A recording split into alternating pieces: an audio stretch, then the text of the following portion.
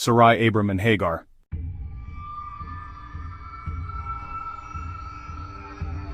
Sarai and Abram discuss Hagar. Sarai, the Lord has kept me from having children. Go, sleep with my slave, perhaps I can build a family through her. Abram agrees.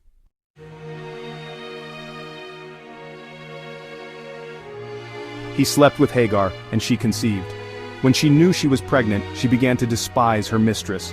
Sarai, you are responsible for the wrong I am suffering. I put my slave in your arms, and now that she knows she is pregnant, she despises me.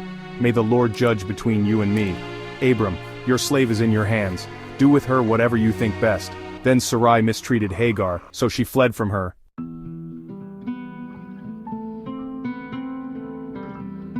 The angel of the Lord found Hagar near a spring in the desert. It was the spring that is beside the road to Shur. Angel of the Lord, Hagar, slave of Sarai, where have you come from and where are you going? Hagar, I'm running away from my mistress Sarai.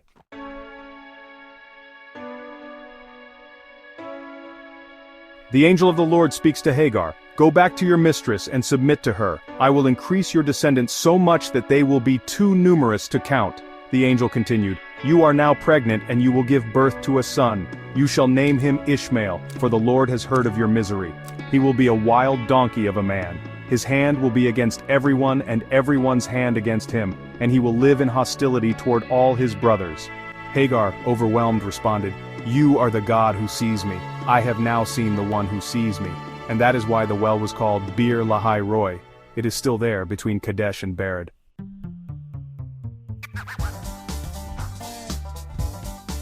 So Hagar bore Abram a son, and Abram gave the name Ishmael to the son she had born. Abram was 86 years old when Hagar bore him Ishmael.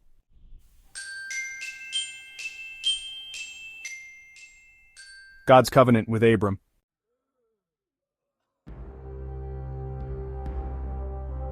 When Abram was 99 years old, the Lord appeared to him and said, I am God Almighty. Walk before me faithfully and be blameless.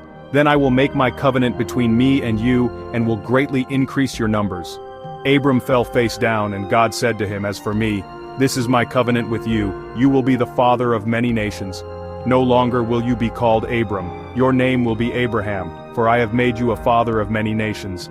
I will make you very fruitful. I will make nations of you, and kings will come from you. I will establish my covenant as an everlasting covenant between me and you and your descendants after you for the generations to come, to be your God and the God of your descendants after you. The whole land of Canaan, where you now reside as a foreigner, I will give as an everlasting possession to you and your descendants after you, and I will be their God. God continued, as for you, you must keep my covenant, you and your descendants after you for the generations to come. This is my covenant with you and your descendants after you, the covenant you are to keep. Every male among you shall be circumcised. You are to undergo circumcision, and it will be the sign of the covenant between me and you. For the generations to come, every male among you who is 8 days old must be circumcised, including those born in your household or bought with money from a foreigner, those who are not your offspring. Whether born in your household or bought with your money, they must be circumcised. My covenant in your flesh is to be an everlasting covenant. Any uncircumcised male who has not been circumcised in the flesh will be cut off from his people. He has broken my covenant. God then said, as for Sarai your wife, you are no longer to call her Sarai, her name will be Sarah. I will bless her and will surely give you a son by her. I will bless her so that she will be the mother of nations. Kings of peoples will come from her. Abraham fell face down. He laughed and said to himself, will a son be born to a man 100 years old? Will Sarah bear a child at the age of 90? Abraham also said, if only Ishmael might live under your blessing. God replied, yes, but your wife Sarah will bear you a son, and you will call him Isaac. I will establish my covenant with him as an everlasting covenant for his descendants after him. And as for Ishmael, I have heard you. I will surely bless him. I will make him fruitful and will greatly increase his numbers. He will be the father of 12 rulers, and I will make him into a great nation. But my covenant I will establish with Isaac, whom Sarah will bear to you by this time next year. When he had finished speaking with Abraham, God went up from him. On that very day Abraham took his son Ishmael, and all those born in his household, or bought with his money, every male in his household, and circumcised them, as God told him. Abraham was 99 years old when he was circumcised, and his son Ishmael was 13. Abraham and his son Ishmael were both circumcised on that very day. And every male in Abraham's household, including those born in his household or bought from a foreigner, was circumcised with him.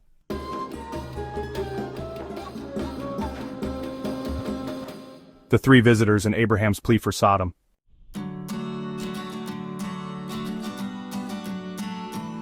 The Lord appeared to Abraham near the great trees of Mamre while he was sitting at the entrance to his tent in the heat of the day. Abraham looked up and saw three men standing nearby. When he saw them, he hurried from the entrance of his tent to meet them and bowed low to the ground. "Abraham, if I have found favor in your eyes, my lord, do not pass your servant by. Let a little water be brought, and then you may all wash your feet and rest under this tree. Let me get you something to eat so you can be refreshed and then go on your way, now that you have come to your servant." Visitors. "Very well, do as you say." So Abraham hurried into the tent to Sarah. "Abraham, quick, get 3 seahs of the finest flour and knead it and bake some bread." Then he ran to the herd and selected a choice, tender calf and gave it to a servant, who hurried to prepare it. He then brought some curds and milk and the calf that had been prepared, and set these before them. While they ate, he stood near them under a tree. "Visitors, where is your wife Sarah?" "Abraham, there in the tent." "Visitor, I will surely return to you about this time next year, and Sarah your wife will have a son." Now Sarah was listening at the entrance to the tent which was behind him. Abraham and Sarah were already very old, and Sarah was past the age of childbearing. So Sarah laughed to herself as she thought, "Sarah, after I am worn out and my Lord is old, will I now have this pleasure?" Then the Lord said to Abraham, "Lord, why did Sarah laugh and say, 'Will I really have a child, now that I am old?' Is anything too hard for the Lord?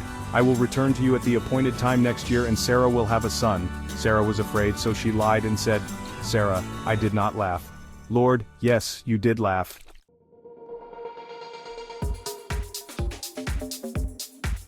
When the men got up to leave, they looked down toward Sodom, and Abraham walked along with them to see them on their way.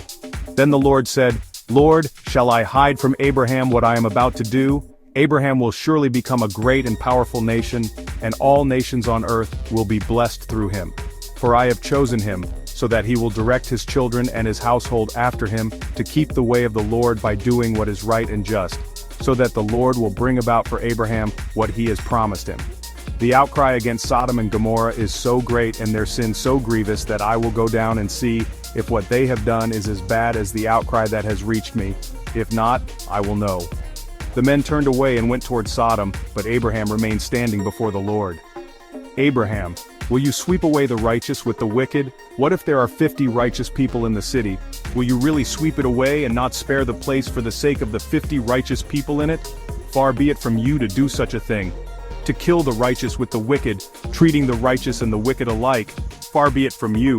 Will not the judge of all the earth do right? Lord, if I find 50 righteous people in the city of Sodom, I will spare the whole place for their sake. Abraham, now that I have been so bold as to speak to the Lord, though I am nothing but dust and ashes, what if the number of the righteous is 5 less than 50? Will you destroy the whole city for lack of 5 people? Lord, if I find 45 there, I will not destroy it. Abraham, what if only 40 are found there? Lord, for the sake of 40, I will not do it. Abraham, may the Lord not be angry, but let me speak. What if only 30 can be found there? Lord, I will not do it if I find 30 there. Abraham, now that I have been so bold as to speak to the Lord, what if only 20 can be found there? Lord, for the sake of 20, I will not destroy it. Abraham, may the Lord not be angry, but let me speak just once more. What if only 10 can be found there? Lord, for the sake of 10, I will not destroy it. When the Lord had finished speaking with Abraham, he left, and Abraham returned home.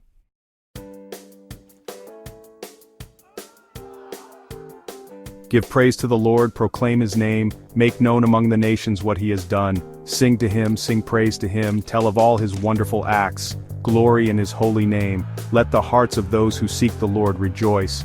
Look to the Lord and his strength. Seek his face always. Remember the wonders he has done, his miracles and the judgments he pronounced. You his servants, the descendants of Abraham, his chosen ones, the children of Jacob.